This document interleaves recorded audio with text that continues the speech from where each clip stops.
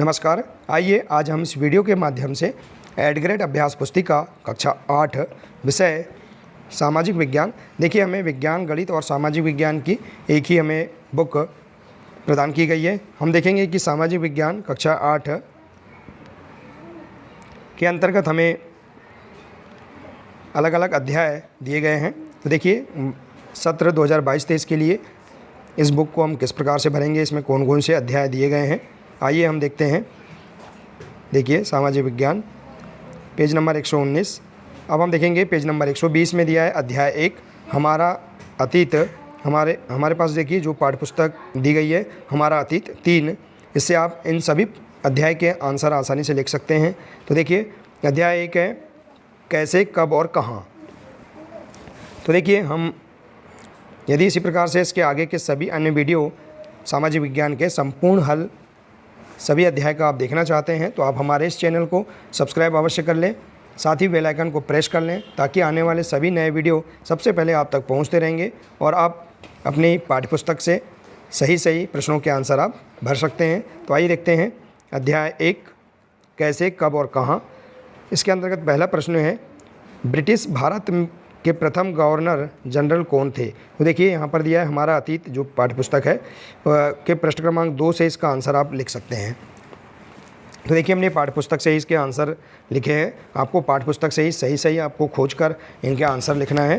तो देखिए आप देख सकते हैं कि वार्षिक परीक्षा में इन्हीं एडग्रेड अभ्यास पुस्तिका से सभी विषय के अध्याय के जो से ही प्रश्न वार्षिक परीक्षा में पूछे जाएंगे, तो आप इनका अध्ययन अच्छे से करेंगे। तो देखिए, इसका आंसर है ब्रिटिश भारत के प्रथम गवर्नर जनरल वारेन हेस्टिंग्स थे। इस प्रकार से आप इसका आंसर पुस्तक से लिख सकते हैं।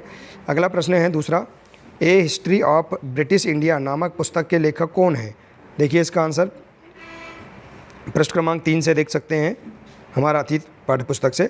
तो ए हिस्ट्री ऑफ ब्रिटिश इंडिया नामक पुस्तक के लेखक जेम्स मिल हैं। अगला है सुलेखन वीस किसे कहा गया है। तो इसका आंसर देख सकते हैं पृष्ठ क्रमांक 5 से। सुलेखन वीस या खुशनवीसी ऐसे लोग होते हैं जो बहुत सुंदर ढंग से चीज़ें लिखते हैं। अगला है अभिलेखागार में आप क्या क्या देख सकते हैं। तो इसका आंसर देखिए पृष्ठ क्रमांक 5 से देख सकते हैं। इसका आंसर 19वीं सदी की शुरुआत में प्रशासन की एक शाखा से दूसरी शाखा के पास भेजे गए पत्रों और ज्ञापनों को आप आज भी अभिलेखागारों में देख सकते हैं। अगला है देखिए पेज नंबर 122 था। अब पेज नंबर 123 में प्रश्न दिया है 5वां, इतिहास को तारीखों से क्यों जोड़ा जाता था। तो देखिए, इसका आंसर पृष्ठ क्रमांक 3 से देख सकते हैं। इतिहास को तारीखों से जोड़ा जाता था क्योंकि इतिहासकार यह लिखते थे कि कौन से साल राजा को ताज पहनाया गया, किस साल उसका विवाह हुआ, किस साल उसके घर में बच्चा पैदा हुआ, कौन से साल उसने कौन सी लड़ाई लड़ी। इस तरह की जो घटनाओं के लिए इतिहास को तारीखों से जोड़ा गया। इसके बाद अगला प्रश्न है छपाई की तकनीकी के प्रसार से जनता को क्या क्या लाभ हुए। तो देखिए, छपाई की तकनीकी के प्रसार से अखबार छपने लगे और विभिन्न मुद्दों पर जनता में बहस भी होने लगी।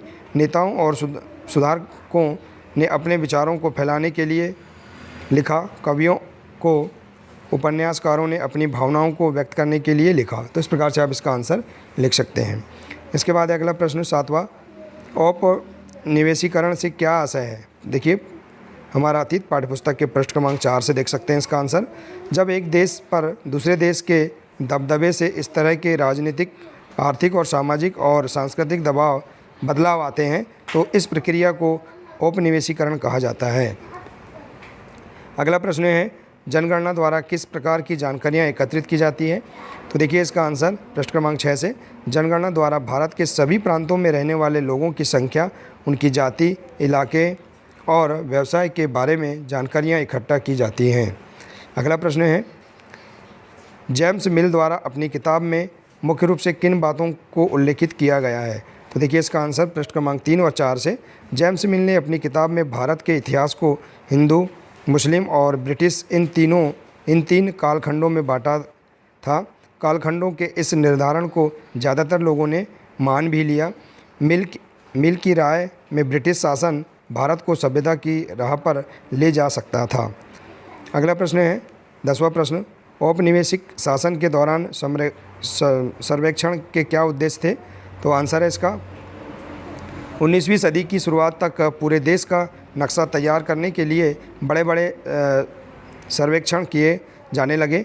गाँवों में राजस्व सर्वेक्षण किए गए। इन सर्वेक्षणों में धरती की सतह, मिट्टी की गुणवत्ता, वहाँ मिलने वाले पेड़ पौधे और जीव जंतु तथा स्थानीय इतिहासों व फसलों का पता लगाया जाता था।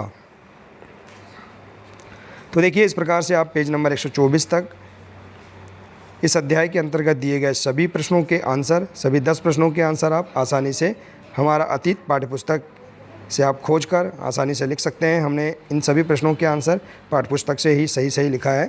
तो आप देखिए, यदि आप इसी प्रकार से इसके आगे के संपूर्ण अध्याय का हल देखना चाहते हैं या अन्य विषय का हल देखना चाहते हैं तो आप हमारे इस चैनल से जुड़े रहिए। इस चैनल को सब्सक्राइब अवश्य कर लें। आपको सभी विश्वसनीय जानकारी आपको मिलते रहेगी। मिलते हैं नेक्स्ट वीडियो में। नमस्कार।